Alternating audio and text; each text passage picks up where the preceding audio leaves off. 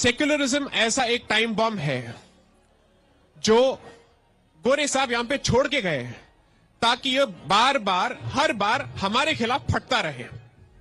तो मैं सेक्युलरिज्म और सूडो सेक्युलरिज्म के बीच का जो अंतर है मैं उसको मानता नहीं हूं किसी भी हालत में। ये मैंने पहले भी कहा है, सेक्युलरिज्म भारतीय संस्कृति का भाग नहीं है। हम पंथ निरपेक्ष हैं, हम धर्म निरपेक्ष नहीं है। जब से राम मंदिर की प्राण प्रतिष्ठा हुई है तब से फॉरेन मीडिया ये राग अलाप रहा है कि जैसे इंडिया में secularism is almost dead. American media, French media, British media, इन सब में ऐसा प्रोपेगेंडा चलाया जा रहा है जैसे कि इंडिया में कोई जेनोसाइड हो गया है। पर आखिर ये सेक्युलरिज्म है क्या? Where does it come from? What is the basis of applying this principle on India? और जे साई दीपक ने ये क्यों बोला कि secularism is not compatible with India? आइए इन सब बातों का जवाब जानते हैं जे साई दीपक की इस book India that is Bharat से। पर उससे पहले अगर आपने ये चैनल अभी तक सब्सक्राइब नहीं किया है तो please subscribe, it gives me immense motivation. इस बुक में जे साई दीपक ने सेक्युलरिज्म और उसके ओरिजिन्स को बहुत क्रिटिकली एनालाइज किया है।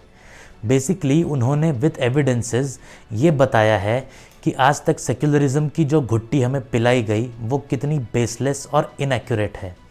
फॉर एग्ज़ाम्पल, आज तक हमें ये बताया गया कि यूरोप में 16-17 सेंचुरी के अराउंड जब कैथोलिक चर्चेज़ ने वहाँ के राजाओं और वहाँ के गवर्नमेंट्स के पॉलिसीज़ में इंटरफेयर करना स्टार्ट किया तो वहाँ के आम लोग उठ खड़े हुए और उन्होंने चर्च को अपोज करना स्टार्ट कर दिया और तब जन्म हुआ सेक्युलरिज्म का।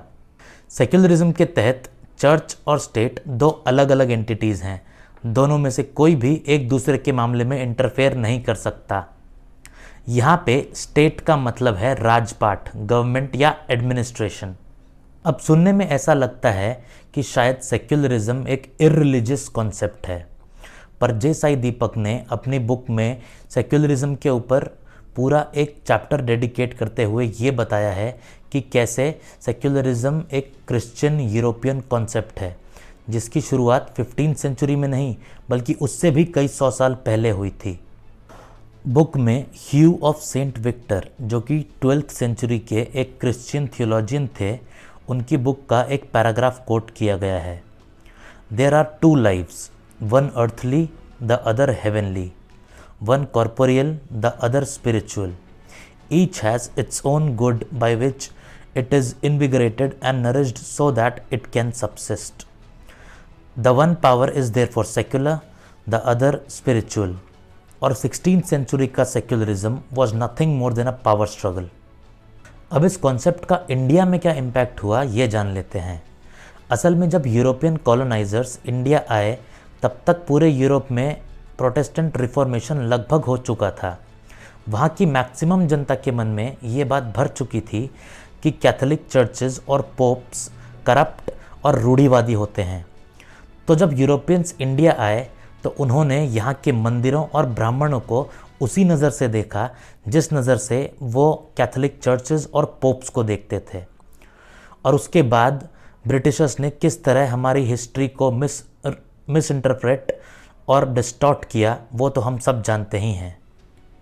पर यहाँ आप ये भी बोल सकते हैं कि आज के टाइम पे सेक्युलरिज्म का मतलब है सर्वधर्म समभाव या सभी पंथों में समानता का भाव।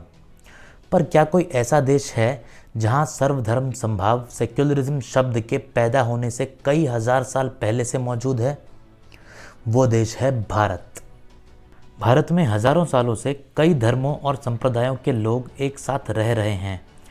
भारत के कई टुकड़े हो गए पर फिर भी भारत का बहुसंख्यक समाज आज भी सर्वधर्म समभाव की फिलॉसफी को फॉलो करता है।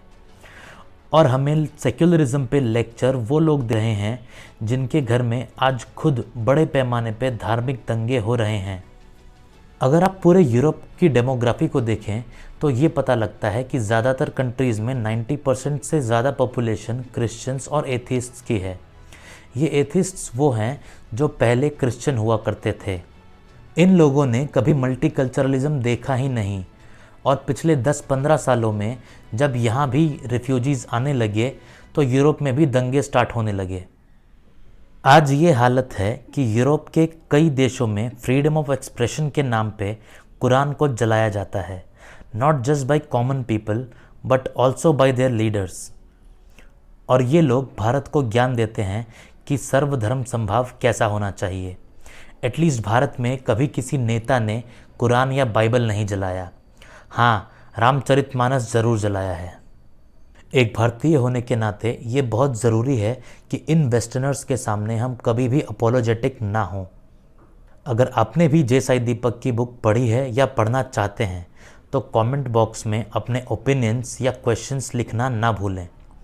अगर आपको इस तरह के थॉटफुल कंटेंट्स पसंद आते हैं तो इस वीडियो को लाइक करके चैनल को सब्सक्राइब करना ना भूलें। जय हिंद।